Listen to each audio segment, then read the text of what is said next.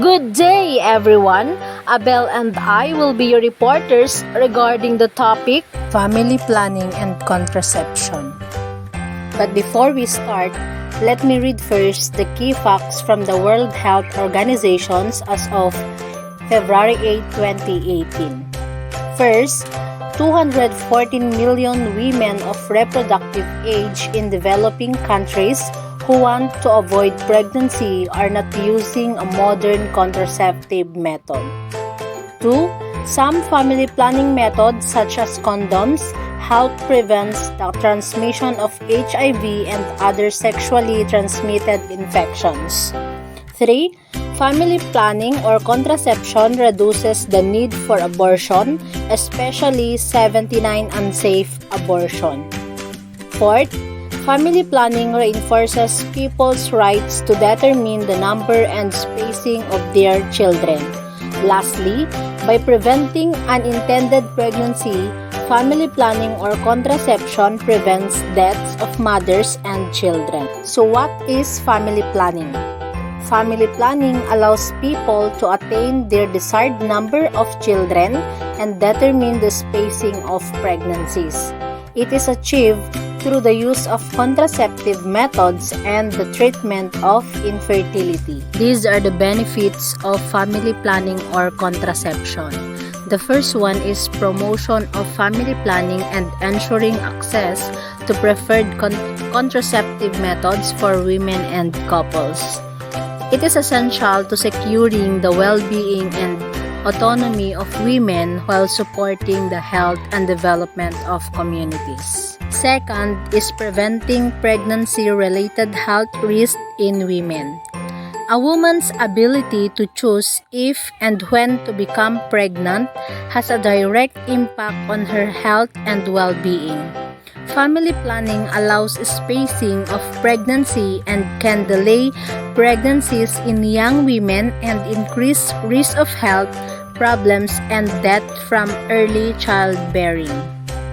Next is to reduce infant mortality. Family planning can prevent closely spaced and ill-timed pregnancies and births, which contribute to some of the world's highest infant mortality rates. Infants of mothers who die as a result of giving birth also have a greater risk of death and poor health. Another is to help prevent HIV or AIDS. Family planning reduces the risk of unintended pregnancies among women living with HIV, resulting in fewer infected babies and orphans. In addition, male and female condoms provide dual protection against unintended pregnancies and against STIs including HIV. Empowering people and enhancing education.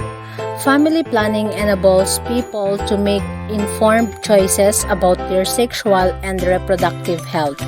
Family planning represents an opportunity for women to pursue additional education and participate in public life, including paid employment in non-family organizations. Another is reducing adolescents' pregnancies. Pregnant adolescents are more likely to have preterm or low birth weight babies. Babies born to adolescents have higher rates of neonatal mortality.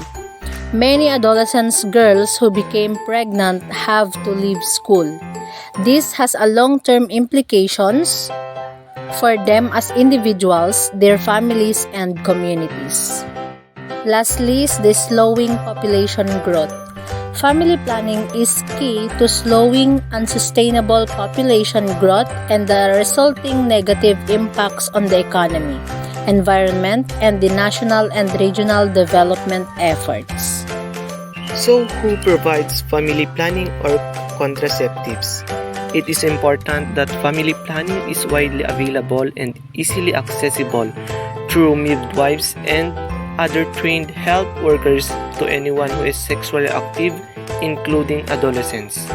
Midwives are trained to provide locally available and culturally acceptable contraceptives methods. Other trained health workers, for example community health workers, also provide counseling and some family planning methods. For example, pills and condoms. For methods such as sterilizations, women and men need to be referred to clinicians. Contraceptive use has increased in many parts of the world, especially in Asia and Latin America, but continues to be low in sub-Saharan Africa. Globally, use of modern contraception has risen slightly from 54% in 1990 to 57.4% in 2015. Regionally, the proportion of women aged 15 to 49 reporting use of a modern contraceptive methods has risen minimally or to between 2008 and 2015. In Africa, it went from 23.6% to 28.5%. In Asia, it has risen slightly from 60.9% to 61.8%. And in Latin America and the Caribbean, it has remained stable at 66.7%. The use of contraception by men makes up a relatively small subset of the above 81 prevalence rates. The modern contraceptive methods for men are limited to male condoms and sterilization, or the vasectomy. Global unmet need for contraception. 214 million women are reproductive age in developing countries who want to avoid pregnancy are not using a modern contraceptive method. Reasons for this include a limited choice of methods, limited access to contraception, particularly among young people, poorer segments of populations or unmarried people, fear or experience of side effects, cultural or religious opposition, poor quality of available services, users and providers bias, and last is the gender bias barriers.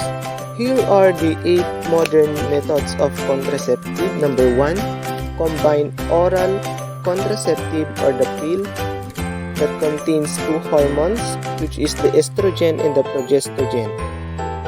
How it works is it prevents the release of eggs from the ovaries, or what we call the ovulation. Effectiveness to prevent pregnancy is it's greater than 99% with correct and consistent use, and 92% as commonly used. 2. Progestogen only, yes, or the mini pill. It contains only progestogen hormone, not estrogen. How it works? It thickens cervical mucus to block sperm and egg from meeting and prevents evolution.